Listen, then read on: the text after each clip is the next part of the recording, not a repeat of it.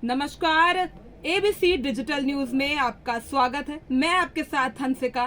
तो चलिए रुक करते हैं खबरों की ओर। New movement for old pension Sangh Bharat ने पुरानी पेंशन बहाली के लिए देश के सभी राज्यों में आंदोलन करने के साथ दिल्ली में बड़ा आंदोलन करने की घोषणा की है।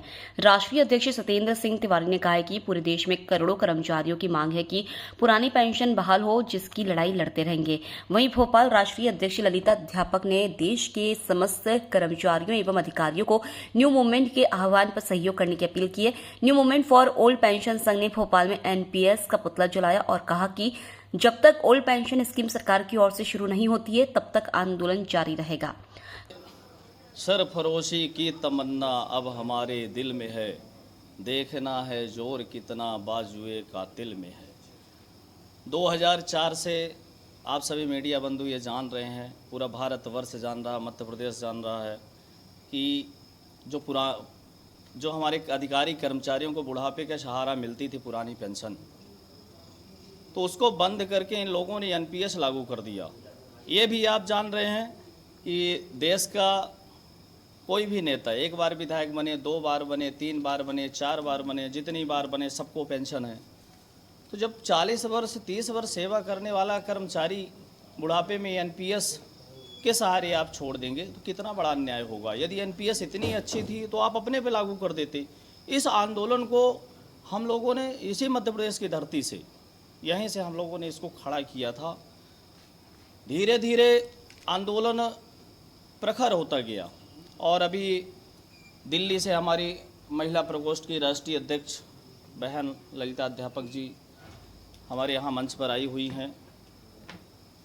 मध्य प्रदेश, हिमाचल प्रदेश, दिल्ली, 3 राज्यों में हम लोगों ने संगठन का गठन कर डाला है विधिवत, और शीघ्र ही देशव्यापी आंदोलन सभी राज्यों में पुरानी पेंशन की मांग को लेकर के बैठक और प्रेस कॉन्फ्रेंस, इसके बाद दिल्ली के रामलीला मैदान भर करके माननीय प्रधानमंत्री नरेंद्र मोदी जी से पुनः आग्रह करेंगे।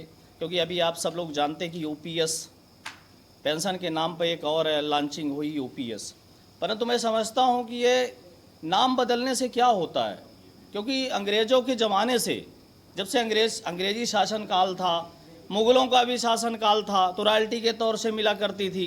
कर्मचारी, उनके कर्मचारी होते तो उनको भी पेंशन मिला करती। बाद हमारी क्या मुहिम है, क्या हमारी योजनाएं हैं, किस प्रकार हम आगे बढ़ेंगे। पूरा हिंदुस्तान दिल्ली की ओर निहारता है और दिल्ली आज मध्य प्रदेश के साथ चलने को तैयार है, क्योंकि देश का दिल और देश का हृदय जब एक साथ होंगे तो मुझे लगता है कि संसद में पुरानी पेंशन की आवाज गूंजेगी। सत्येंद्र जी के नेतृत्व में और मैं ललिता अध्यापक राष्ट्रीय महिला होने के नाते, क्योंकि देश की आबादी आधी की बात मैं करती हूं और देश की आधी आबादी में महिलाओं की संख्या सरकारी कर्मचारी के रूप में, चाहे शिक्षक हो या अन्य विभागों में हो, ज़्यादा है। जब तक महिला नहीं जागेगी तब तक मुझे लगता है कि बात नहीं बनेगी। इसलिए मैं अपना घर परिवार छोड़कर, अपने बच्चों को छोड़कर आज मध्य प्रदेश में आप सब मजबूत चौथे स्तंभ के साथ बैठकर ये बात कहने आई हूँ, उन्हें जगाने आई हूँ।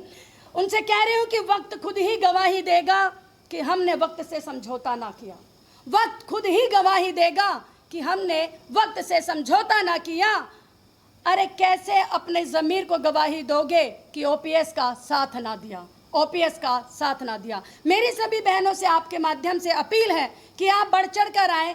पेंशन कोई खैरात नहीं है, पेंशन हमारा हक है, हमारा अधिकार है। और संसद में बैठे हुए लोग यदि 1 बार जीते हैं तो 1 पेंशन, और 2 बार जीते हैं तो 2 पेंशन, और 1 दिन के लिए भी होते हैं तो पूरी जिंदगी के लिए पेंशन होते हैं। हम सरकारी कर्मचारी 12 महीने काम करते हैं और 10 महीने की तनख्वाह लेकर जाते हैं। हमारे पैसे 2 महीने की तनख्वाह टैक्स के रूप में देते हैं। इतना ईमानदार जिम्मेदार सरकारी कर्मचारी कि इलेक्शन करवाता है, वोट डलवाता है, विश्वसनीय है तो एक सरकारी कर्मचारी है। आज की खबरों में बस इतना ही। बने रहिए हमारे साथ एबीसी डिजिटल न्यूज में।